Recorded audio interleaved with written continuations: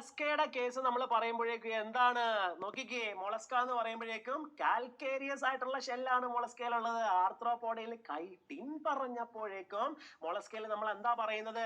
Calcareous shell ഉണ്ടെന്ന് പറയുന്നു. That is unsegmented with a distinct head, visceral hump, പിന്നെ ഒരു മസ്കുലാർ ഫുട്ട്, അല്ലെ? ഒരു തലയുണ്ട്. മൊളസ്കയെ കുറിച്ച് അങ്ങനല്ലേ പറയുന്നേ? ഒരു തലയുണ്ട്, ഒരു കൂനുണ്ട്, നല്ല മസിലഡ് ആയിട്ടുള്ള ഒരു കാലുണ്ട് എന്നാണ് നമ്മൾ അതിനെ പറയുന്നത്, അല്ലേ? അതാണ് മൊളസ്കിന്റെ സ്പെഷ്യാലിറ്റി. നമ്മൾ അതിനെ വിളിക്കുന്നത് that is the second largest phylum ever. Arthropoda കഴിഞ്ഞാല് രണ്ടാമത്തെ ലാർജസ്റ്റ് ഫൈലം എന്നറിയപ്പെടുന്നത് സാക്ഷാൽ മൊളസ്കയാണ്. ഭയങ്കര സോഫ്റ്റ് ബോഡീഡ് ആണ്. അതുകൊണ്ട് തന്നെയാണ് എന്ത് ചെയ്യുന്നത്?